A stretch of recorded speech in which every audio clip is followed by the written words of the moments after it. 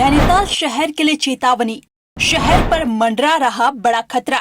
धीरे धीरे धंसने लगा झीलों का शहर। क्या इतिहास के पन्नों में सिमट कर रह जाएगा नैनीताल? झीलों का शहर नैनीताल, जिसकी खूबसूरती लोगों को अपनी ओर आकर्षित करती है और लोग अपने हसीन पलों को बिताने के लिए यहाँ पहुँचते हैं। दुख की बात है कि आज यह खूबसूरत नैनीताल खतरे की जद में है। जोशीमठ के बाद नैनीताल के लगातार धंसने की खबर सामने आ रही है। हाल ही में नैनीताल के टिफिन टॉप की फेमस डेरोथी सीट एक भूस्खलन के चलते मिट्टी में मिल गई। यही नहीं, नैनीताल के कई गांवों घरों में अब जोशीमठ के जैसे ही दरारें दिखाई देने लगी हैं। यहाँ तक कि नैनीताल की नींव माने जाने वाला बल्दिया नाला भी भूस्खलन की चपेट में आ रहा है। अब ऐसे में आप भी सोच रहे होंगे कि क्या नैनीताल किस्से कहानियों और इतिहास के पन्नों में सिमट कर रह जाएगा?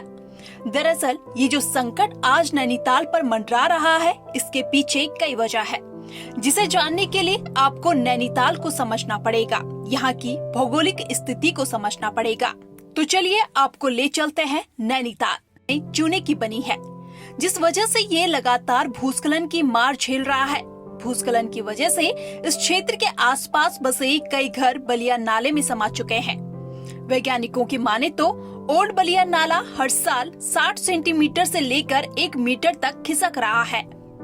पर्यावरणविदों का कहना है कि अगर इसकी रोकथाम के लिए कुछ काम नहीं किया गया तो सिर्फ एक विशाल भूस्खलन नैनीताल के पूरे इलाके को बलिया नाले की गहराइयों में समेट सकता है। और अगर नैनी झील टूटी तो वो 43 से 45 किलोमीटर के इलाके को आसानी से डुबा सकती है। वैज्ञानिकों की माने तो जिस दिन बल्दिया नाला का ये पूरा इलाका धंस जाएगा, उस दिन जोलीकोट एक गहरे गड्ढे में समा जाएगा और वहाँ पर एक अस्थायी झील बन सकती है। बात करें अयारपाटा हिल की, तो सबसे जरूरी बात यह है कि यहाँ पर डीएसबी कॉलेज स्थित है, जहाँ कई बच्चे पढ़ते हैं और इस कॉलेज के पास सालों से लगातार भूस्खलन हो रहा है। हालांकि अब तक इससे जानमाल को तो कोई नुकसान नहीं हुआ, लेकिन इसकी वजह से डीएसबी कॉलेज की इमारतों को काफी नुकसान झेलना पड़ा। इसी बीच भूवैज्ञानिकों ने ये अंदेशा लगाया कि इस भूस्खलन से Rajbhavan, DSB gate, great hotel और उसके आगे 7 नंबर तक फ्लॉट लाइन एक्टिव हो गई है। फ्लॉट लाइन धरती की सतह पर एक लंबी दरार को कहा जाता है कि इसी वजह से साल 2022 में माल रोड में सड़क धंसी थी, क्योंकि ये पूरा एक ही जोन है जो सक्रिय फॉल्ट जोन के ऊपर बसा हुआ है। इससे साफ अंदाजा लगाया जा सकता है कि ये शहर विनाश की कगार पर खड़ा है। अब बात करें अल्मा हिल की, जिसे 7 नंबर भी कहा जाता है। यहाँ भी काफी समय से भूस्खलन हो रहा है।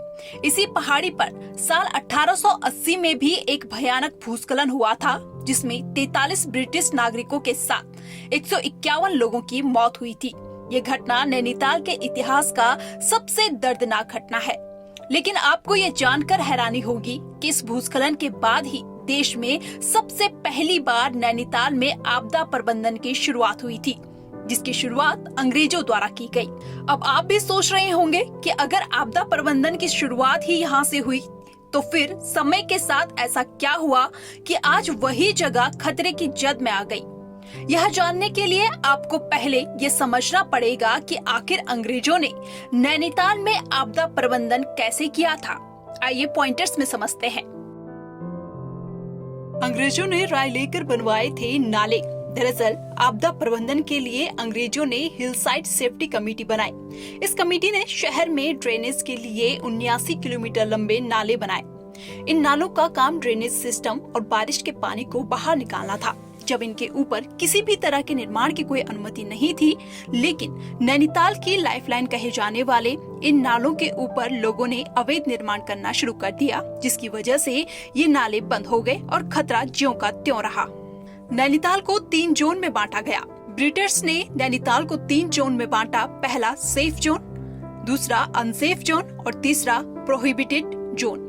सेफ जोन में निर्माण की अनुमति थी। अनसेफ जोन में व्यक्ति अपने जोखिम पर निर्माण कर सकता था, लेकिन अगर किसी आपदा में उसे कोई नुकसान होता तो सरकार इसका मुआवजा नहीं देती। और प्रोहिबिटेड जोन में किसी भी तरह के कोई निर्माण की अनुमति नहीं थी। लेकिन आज नैनीताल के हालात काफी अलग है। शहर में 90% निर्माण प्रोहिबिटेड जोन में और 10% निर्माण अनसेफ जोन में। इसके अलावा अंग्रेजों ने प्राकृतिक वेटलैंड के निर्माण में भी प्रतिबंध लगाया था। और अभी थोड़ी देर पहले हमने जिन फ्लड जोन की बात की, अंग्रेजों को पता था कि नैनीताल तीनों तरह से चूना पत्थर से घिरा है। इस बात को ध्यान में रखते हुए उन्होंने सारे फ्लड जोन को चिकनी मिट्टी से भरवा दिया था।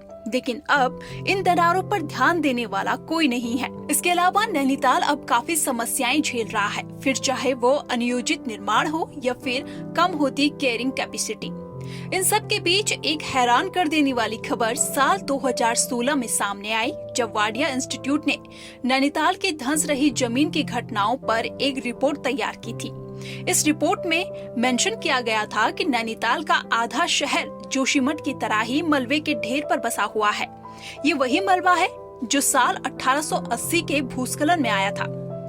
वाडिया इंस्टीट्यूट के वैज्ञानिकों ने सलाह दी कि अगर नैनीताल को बचाना है तो यहाँ सैटेलाइट टाउनशिप की स्थापना कम करनी होगी, अवैध निर्माण पर रोक लगानी होगी, पर्यटकों की भीड़ को नियंत्रित करने के साथ साथ ही यहाँ जाने की सीमा पर भी प्रतिबंध लगाना होगा। साथ ही वैज्ञानिकों ने सलाह भी दी कि नैनीताल में परंपरागत तकनीक से भवनों का निर्माण होना चाहिए। लेकिन वैज्ञानिकों की रिपोर्ट को आज भी अनदेखा किया जा रहा है, जिसका नतीजा है कि झीलों का यह खूबसूरत शहर धीरे धीरे आपदाओं की भेंट चढ़ रहा है। अगर अब भी वैज्ञानिकों की बातों पर गौर नहीं किया गया तो शायद फिर नैनीताल को आप बस पुरानी तस्वीरों और अपनी यादों के बक्से में ही देख पाएंगे। इस रिपोर्ट को लेकर आपकी क्या राय है, कमेंट करके जरूर बताएं। साथ ही ऐसी ही अन्य खबरों के लिए चैनल को यूट्यूब पर सब्सक्राइब और फेसबुक पर फॉलो करें।